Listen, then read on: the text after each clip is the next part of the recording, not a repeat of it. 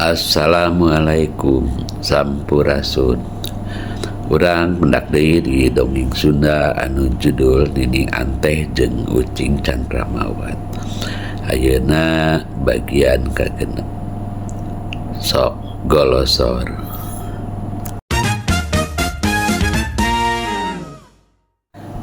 Di bagian 5 ti payun kacarioskeun Nyi Anteh nya tujuan ka hayang Putri Endah Warni nu kateponna mika nyaah deui ka manehna.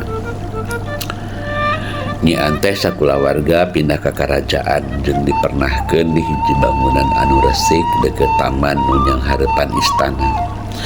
Hayu urang ngawitan carita bagian kagenep ieu.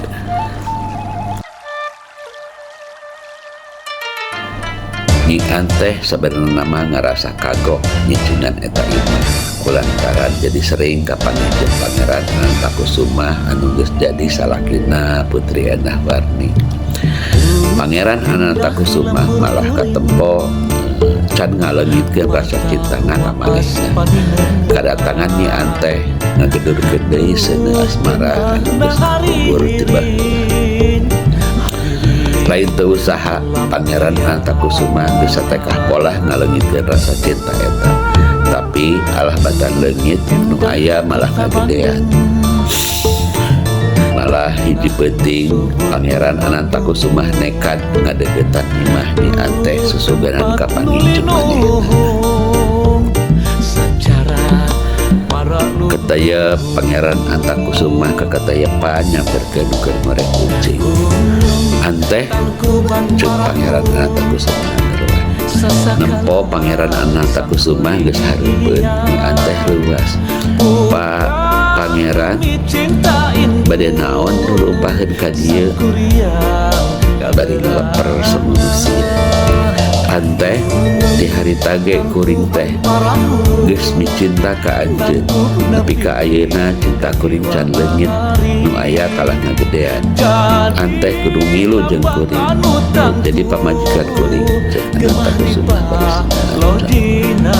Ampun paduka teu teuing nyarios kitu. Pangeran teh tos janten caroge tuan Putri Endah Warni. Anjeunna teh jalmi nu kuring dipihormat sareng dihipi ka nyaah. Mun anjeunna dinyeri sami we jeung nyeri kuring. Ceuk Nyi Anteh bari nangkep Candramawat. Teu bisa kuring teu bisa mohokeun anjeun kudu ngilu ka kuring jadi pamajikan kuring.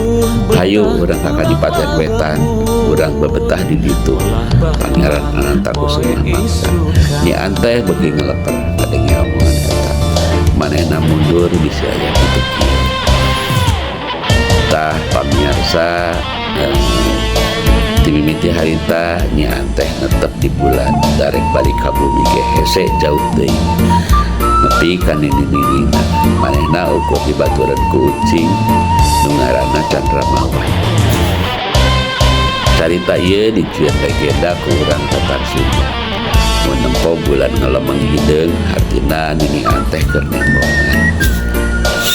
Ku hayang-hayangna balik Nini Anteh sapopoe gawena ngarenda wae nyieun tambang meh bisa turun ka bumi. Kan hanjakal Ucingna nu ngaranna Candramawat ngarerejet wae eta tambang nepi ka ayeuna teu bisa balik-balik.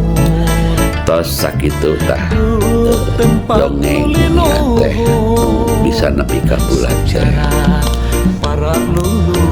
Pada cerita ini ada 4 kata yang mungkin tidak lazim. Beberapa orang Sunda juga tidak paham. Yang pertama, dikitu kieu. Dikitu kieu itu berarti di begini begitu. Jadi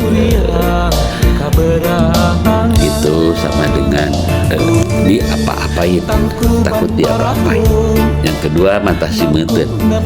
Mata simeuteun itu artinya kaget sampai matanya tidak bisa berkedip seperti mata belalang. Belalang itu bahasa Sundanya simeut. Netep itu bukan berarti tetap, tetapi tinggal menetap. Seperti itu. sakitu dongeng ini teh jeung Kucing Candramawati bulan salajengna insya Allah orang tepang deui di dongeng anu judul anu sangat. Assalamualaikum.